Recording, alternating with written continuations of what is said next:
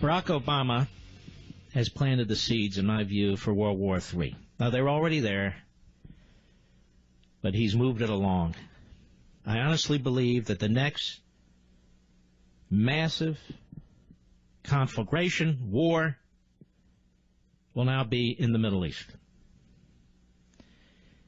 And I believe the Saudis are going to get nukes, and the Egyptians are going to get nukes, and others, and you can hardly blame them. So Obama has really blown the lid off of efforts by one administration after another to limit the number of nations that have nukes.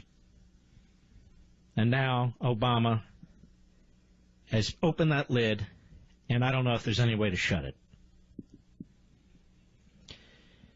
Despite all the yak and all the technical language, there's no effective inspection regime here. There's no effective sanctions. The Russians and the Chinese are not going to allow them in any event. Obama has sealed the fate of the next generation. You young people listening, he sealed your fate. I really believe, I don't want to believe, but I really believe that one day this is going to lead to a horrific war.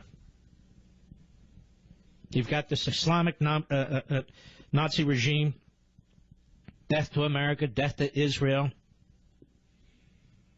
and they mean it. They absolutely mean it. And I noticed in his statement today, Barack Obama said, you know, Kennedy, Reagan, they all negotiated with the Soviets after all. Look at all the nukes they had. The fool doesn't even understand the point. They negotiated with the Soviets because they had nukes, not because they didn't. The Iranians don't have nukes today, but they will tomorrow. They will tomorrow. Obama has surrounded himself with ideologues and incompetence, and he's both. He's the one behind this deal. There's no Svengalis except him. He's the Svengali. Mark, what's the alternative? What do you mean, what's the alternative? You increase the sanctions. You strangle that Islamo-Nazi theocracy. And not only has he sealed the fate of your children and grandchildren, he sealed the fate of the people of Iran. The people of Iran. These are educated people. They're Persians.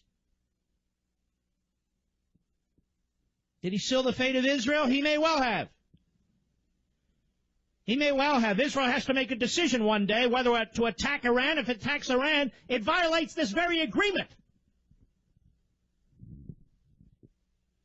But don't worry, Barack Obama, maybe he'll get a second Nobel Peace Prize. John Kerry, because this is what they positioned for. It's about them. It's about them. It's always about them.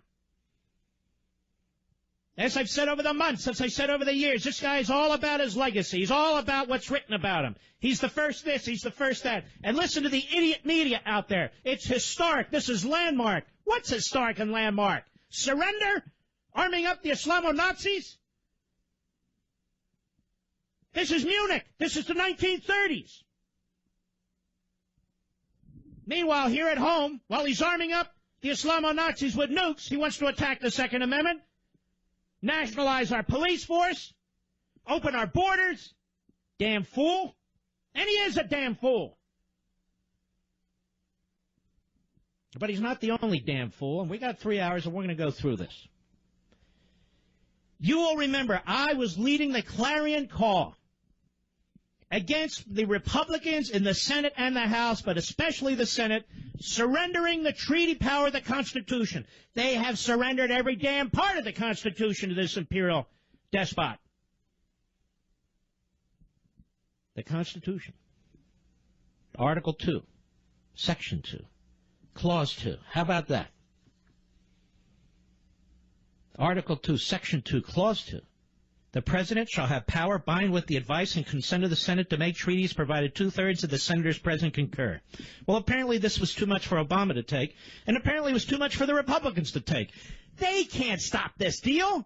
So rather than 2/3 of the Republicans present having to ratify something like this, which they never would, now Obama just needs 1/3 of the senators to defend a veto, which he's already threatened. So in other words, the Senate has gone from having a power that Obama may not have been able to overcome with 2/3 supermajority approval required, And now they need a two-thirds supermajority to stop them, to override a veto. Two-thirds plus one, essentially. And they're not going to get it because the goose-steppers in the Democrat Party, Jew and Gentile alike, are going to back Obama. That's the nature of a cult of personality. That's the nature of the left. That's the nature of the modern Democrat Party. So let me be as clear as I know how. You watch this conga line of Republicans going on Fox and elsewhere, attacking what Obama's doing, saying they're going to fight it, they're going to vote against it. They've already created the legislative scenario where they can't defeat it, or it's virtually impossible. I am so sick and tired of being told that Lindsey Graham is such a hawk. He's so strong on national security. Lindsey Graham led the way. This fool Bob Corker, chairman of the Foreign Relations Committee out of Tennessee, the Corker bill, all over TV, patting himself on the back. It's bipartisan. Mitch McConnell, another fool, our friends out in Kentucky. Here you did. You sent him into Washington. Going on and on. See, we can work. See, it's bipartisan. Bipartisan what? John Boehner.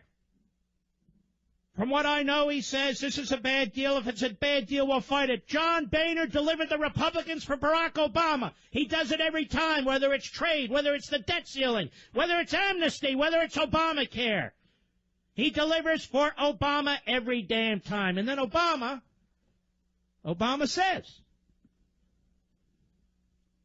don't dare change what I've done, because I'll veto it.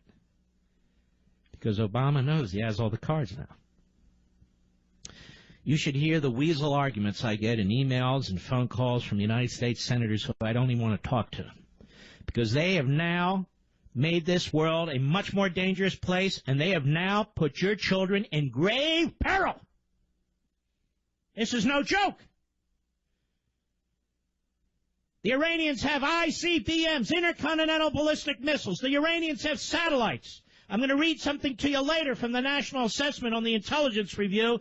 They will have the capacity to deliver nuclear warheads on long-range intercontinental ballistic missiles. Maybe in 10 years, maybe in 15 years.